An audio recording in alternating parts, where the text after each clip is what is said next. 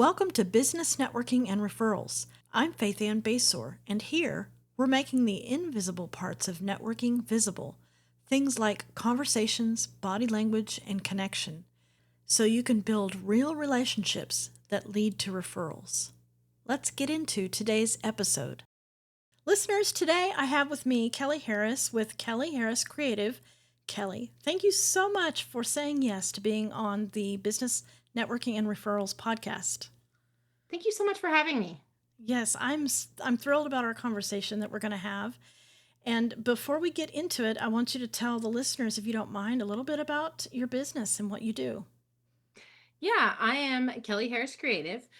Kelly Harris for Kelly Harris Creative. And I'm just going to give you my pitch. I'm looking for business owners who are great at what they do, but they feel like they've hit a plateau. They're doing all the things, but they're not actually connecting the way they want to connect. And so, what I do is I come in as a strategic set of eyes to help them see what's missing and help them find the narrative that moves the needle. Okay, now in doing all that, what's kind of the basic mechanism you use to help them? Like, what lens are you looking at their business through, and how are you helping them move the needle? So what I do is it's basically marketing, but I am a storyteller. I believe that we are built to have relationships with people. So I do relational marketing, and I use the idea of that everyone has a story, and that is how we can connect with people, but it's also how you can grow and scale a business. So, what's some like a recent client that you've helped use their story? Now, I will say I have hired Kelly to kind of put another set of eyes on my premium OKC networking community, and I was able to tell her some of the stories that have shaped it, and she's able to was able to help me look at premium a little differently. So I can start by sharing that perspective if you want. Yeah, absolutely. Okay, so my favorite thing about our session together is that you said premium OKC networking is not only the place where you find the rooms to go to network, but also how to show up better when you get there. So I think that was something I hadn't thought of.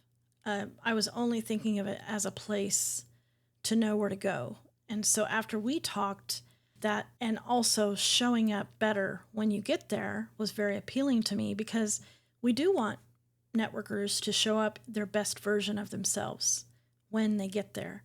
And I guess one of the things that, stood out to you when we were talking is just, well, I'll let you tell the listeners, what is it that makes them that helps them show up better when they get there? It honestly is having the confidence to know that there are other people in the room that support them, but it's also knowing, like with your situation, with when we looked at your stuff, the main thing that I heard from people that I was talking to in networking rooms was that, go to OKC Premium because it's a calendar. It'll show you the events that are going to be the best events for the most bang for your buck.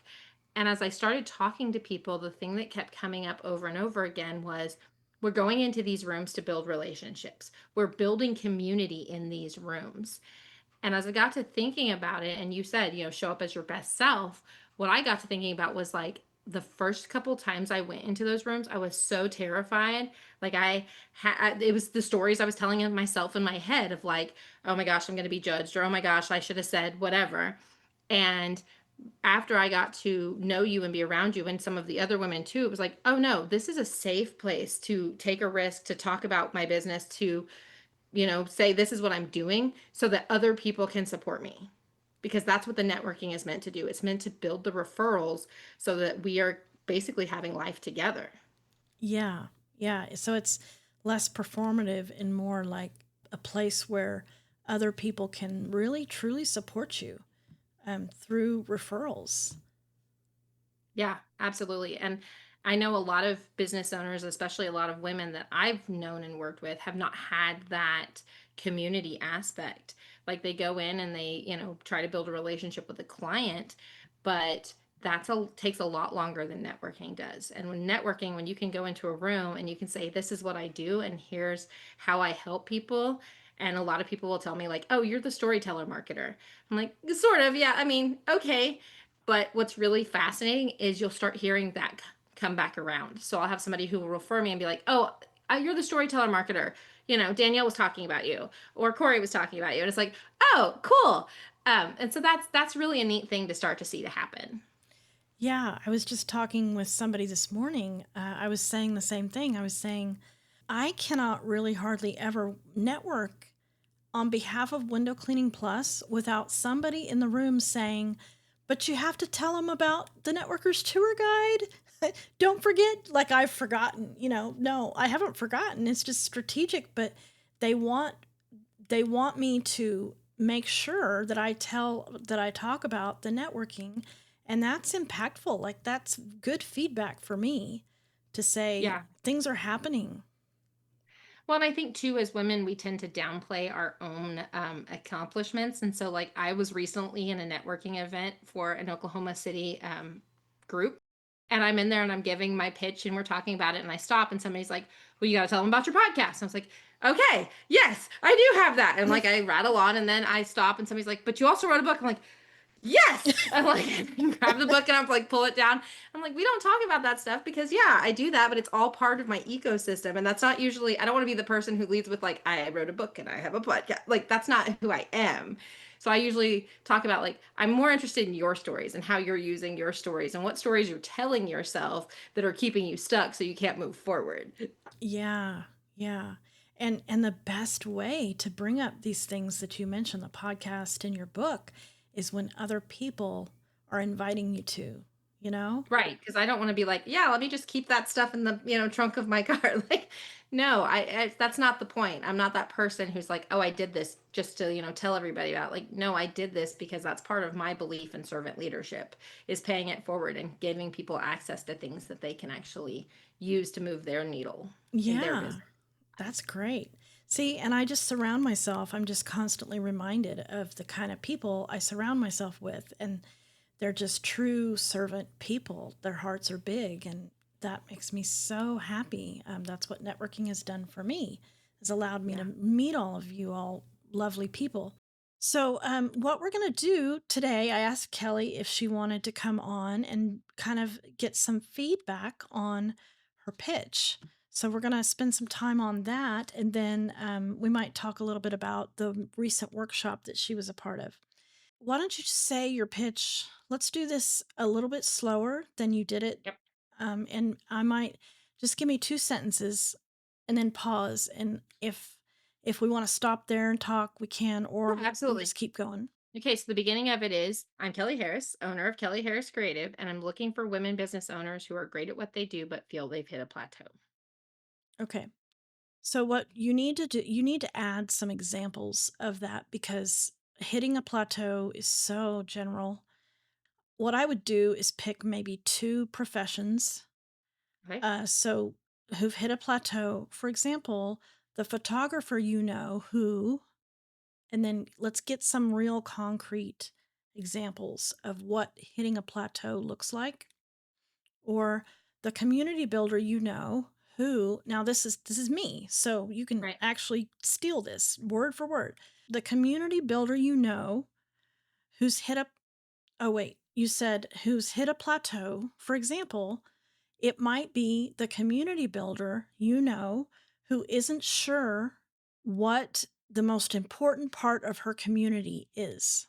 She might be saying things like, I'm not really sure how to talk about my online community, or I'm not really sure how to talk about the community I've built, because that way it can be online or in person or whatever. But isn't sure what the most important thing about their community really is. That would be the plateau, because Mhm. that's very much in the language that you use. Yeah. Plateau is you build and build and build and build and build. You work so hard to build.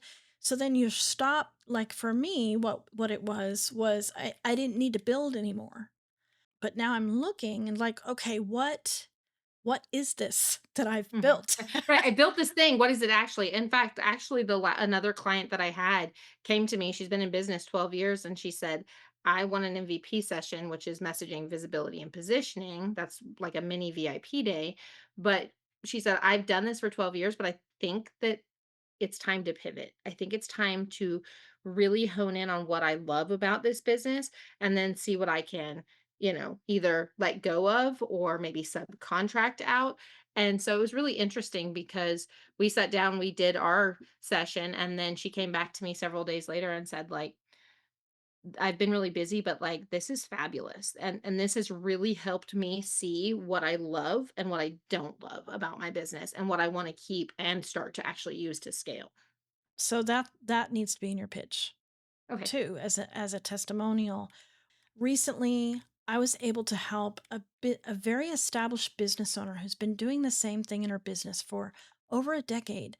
And she came to me because she wasn't sure where to pivot and what to keep and what to let go. And after our session together, she told me, "You were really able to help me see what I love and what I don't love." And that's all the testimonial you need. Like that'll get Perfect. the job done. Okay. So we want if you're going to use a plateau, then we want to narrow in on what does that actually look like in the life of a business owner, because you know what it looks like, but the room doesn't. Right.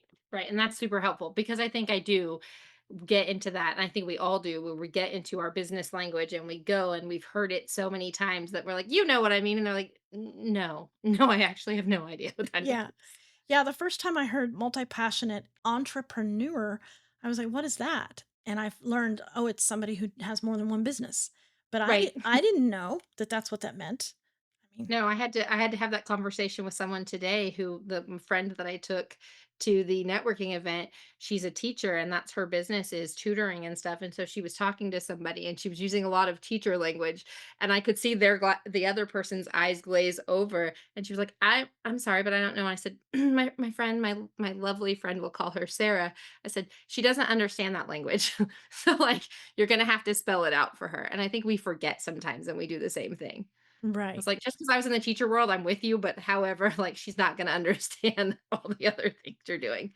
Right. Yeah. IEP, well, Right. if you don't have a kid who needs one, you're not going to know what that means.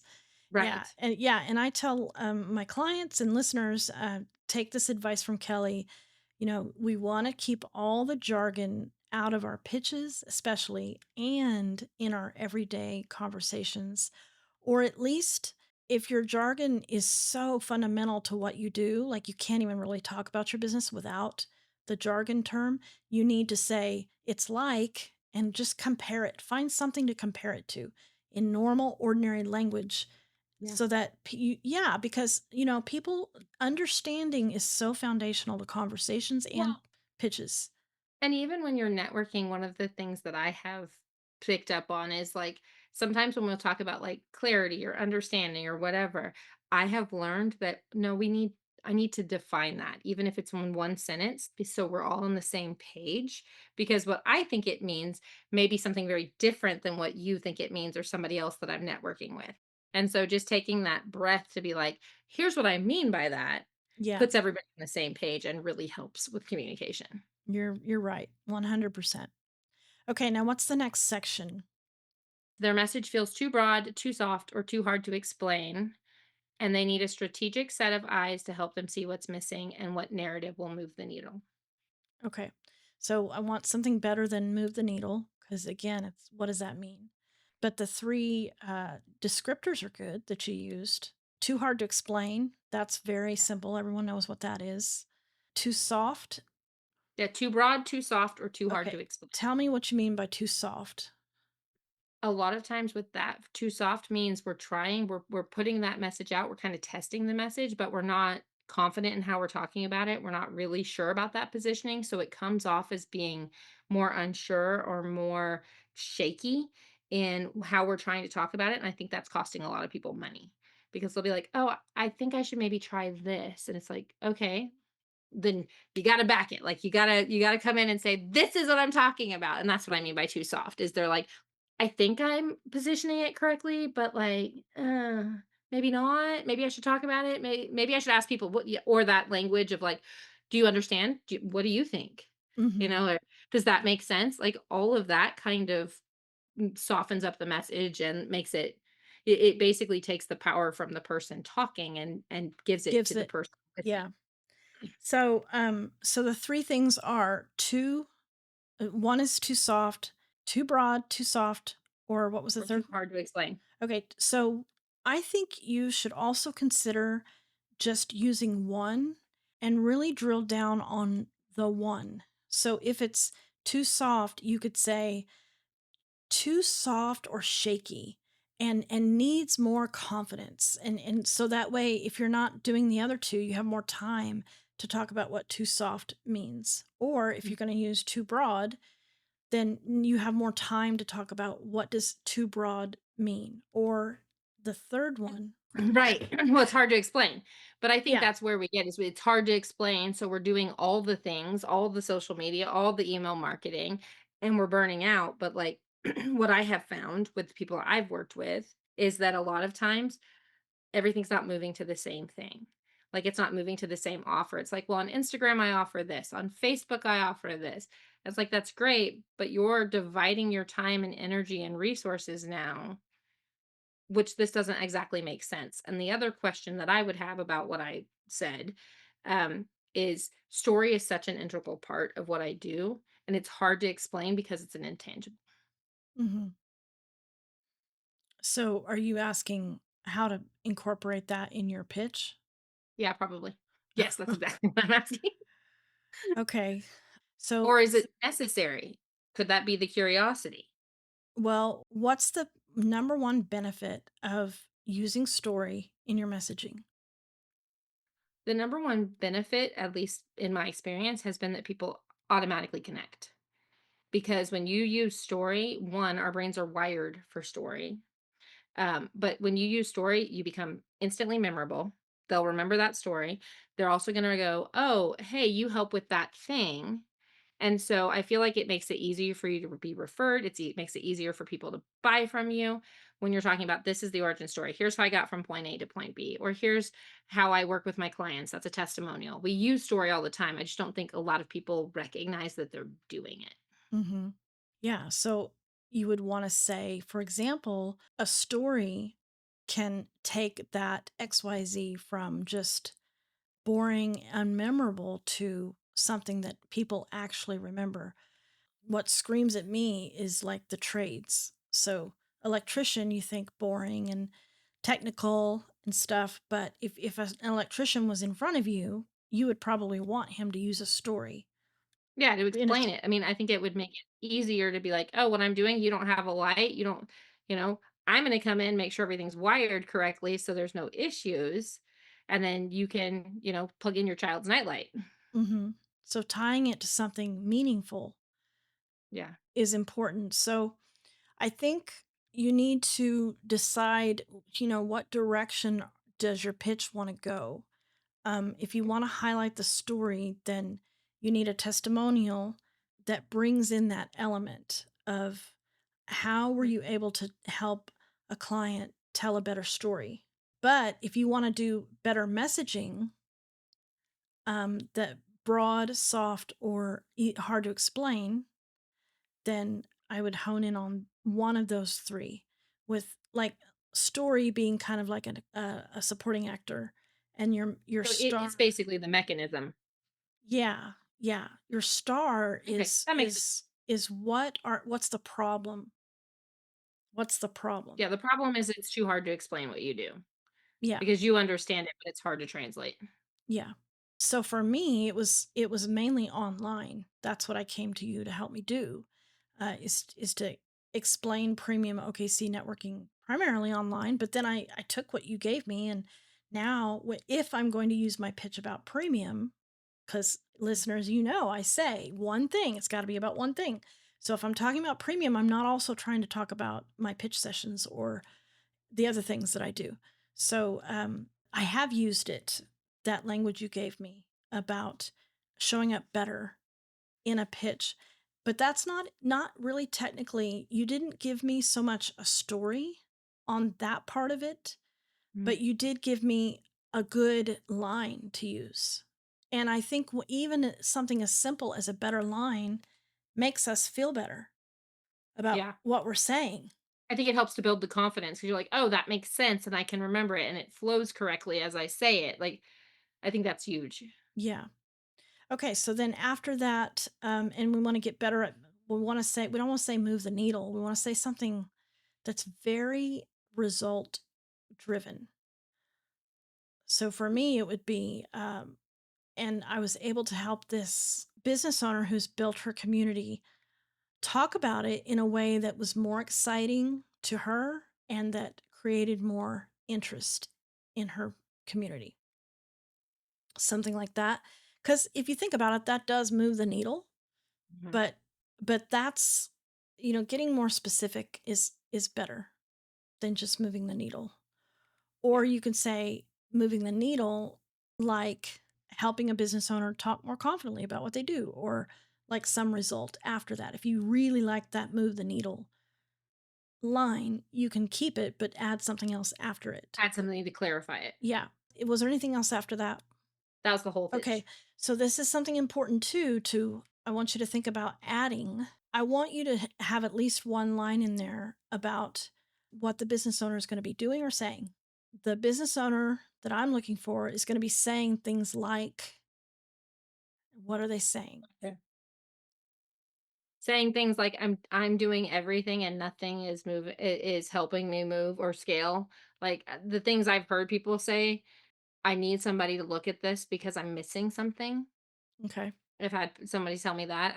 This morning had somebody tell me, like, "Marketing is so important, but and I need to talk to you because I have the business plan, but I can't do it all." Okay.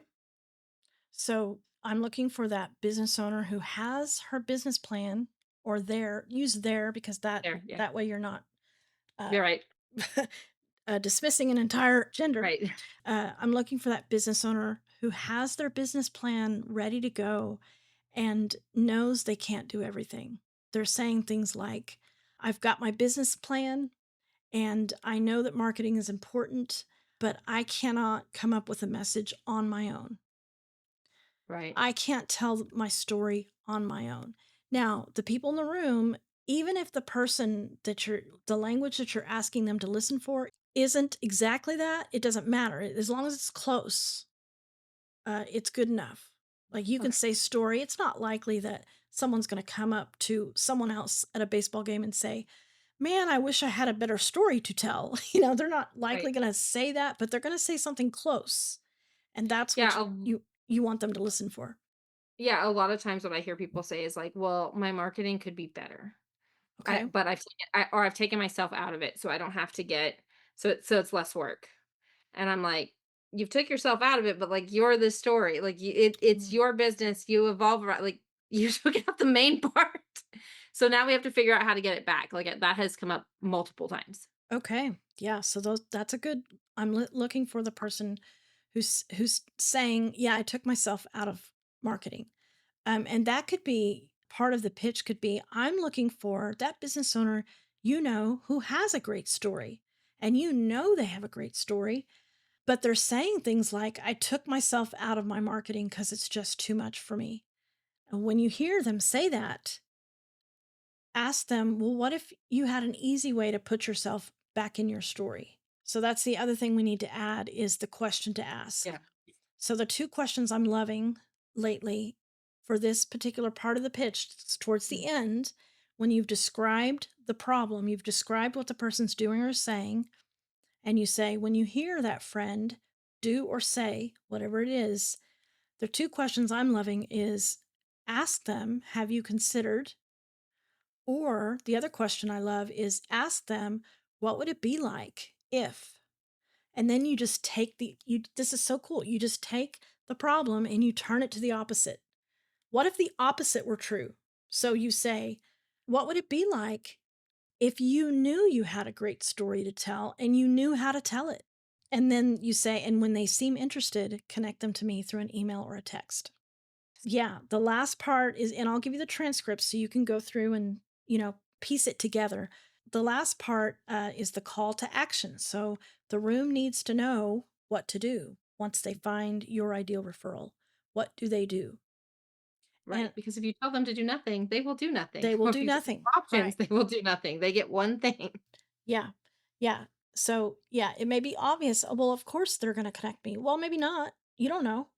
But at least it plants a seed. Oh, I'm supposed to connect this person to Kelly because this person is saying exactly what Kelly said people would be saying if they needed her. Yeah, that's great. Good. Yeah, take it. And because you're a member of Premium, we have pitch week the first week of every month. So you're welcome to take what the transcript will give you and play around with it and put it in the discussion forum the first week of the month, and then I can offer feedback there too. Perfect. I absolutely will do that. Okay. So as we wrap this up, I do have a final question for you, but I want to just ask you, you took part in the curiosity workshop and you're going to take part in the buying signals workshop. What stood out to you most about the curiosity workshop that you just got done taking? So when I joined the curiosity workshop, for full disclosure, I literally told my husband, like, I am terrible at networking. I go in, I say one word, I say, I think I've become you because this is how, like, when we first met each other, he was very like one word until he gets to know people. He's very standoffish. And I said, I'm going to take this because I just know that I need to be more comfortable, not just with myself, but with how I talk to people. And so, if you're thinking about doing it, highly recommend it. It was absolutely fantastic. Really enjoyed the book that came with it. It's a very slim, easy read, but it's also a wonderful reference book to go back and reference multiple times. But the best thing that came out of it for me was I as an old copywriter and a marketer, I love words, and so now I'm very intentional about the words that I use, and I'm not scared to go talk to people anymore. I'm not scared to walk into a group and be that person. I'm like, I know now, like, wait until they're laughing. That's the best time to like sneak into that group and to go and be a part of it. And it's okay if we mess up, but we're not going to overthink it anymore because it's about building relationships and about figuring out really simple, easy ways to create curiosity. And what's been really, really neat about it is I've had several people message me and either ask me about the workshop or they've been like, hey, I've heard from such and such that you're a person I need to talk to. And so that's been really neat to see. Oh, thank you very much. I love it. So you've had people message you about your own business. Hmm. Oh, Yeah. that's I love it. I have a meeting with someone next Wednesday where she was like, can you come down to my office? And like, we're going to have a coffee chat before the office opens. And I'm like, okay. That's wonderful. Yeah, and you just took everything that I was teaching you and just ran with it, and it's wonderful. And the book Kelly is referencing is called The Selling Staircase by Nikki Rausch, and the all the curiosity curriculum is Nikki Rausch's curriculum that she's generously let me teach. So I would highly recommend the book and the workshop when it comes out around again. And then we're doing buying signals next, which is a natural progression. So, what are you hoping to gain from the buying signals workshop? So I'm actually super excited about it. I was so impressed with the creating curiosity that I told my husband. I was like, I think she has like 4 or 5 workshops. Like this is basically the rest of my year, just so you know. Like I'm in. And he was like, well, what's the next one? I said, it's buying signals. I said, what I love about this is, I'm come from a very neurodivergent household, and so I said sometimes I miss out on those things because I misread those cues. I said, so I'm super excited to be able to like recognize those buying signals because I really think I'm at a point right now where it's like we've got to network and we refer and we pay it forward wherever we can. But sometimes I miss the buying signals because I'm, so focused on that servant leadership that sometimes they'll be like, no, really, I need to talk to you. And so I'm really excited to see what they are and to get a chance to practice them. I was thinking about that earlier today when I was at the networking and not scared of what we were talking about because I was like, oh, I didn't love the Zoom calls where we were calling each other out, but like to any skill that you learn, you're going to suck at it to start with. And so I'm Mhm. so grateful that we did that on a Zoom call and we did that on the in-person lunch that like now I'm just like it's fine. It'll be fine. Like I feel like we've done enough reps. Just keep going. It'll be okay. Yeah, that's great. That was the point of the practice is to try it in a safe environment so that out in the wild, when you do get the buying signal or when you get the opportunity to answer the question better, you'll do it because you've done it so many times among people who are cheering you on that you're not afraid to do it Yeah. in the It was meeting. highly, highly recommend. Thank you. And there'll be a link to in the show notes for the buying signals workshop that starts on July 10th. It's a 6-week workshop, and so there's more information in the show notes about that. I'd love to invite you, and you can join from anywhere because we do it virtual. So we have our in person practice for my local Oklahoma City people, but then we also do the virtual practice the following week.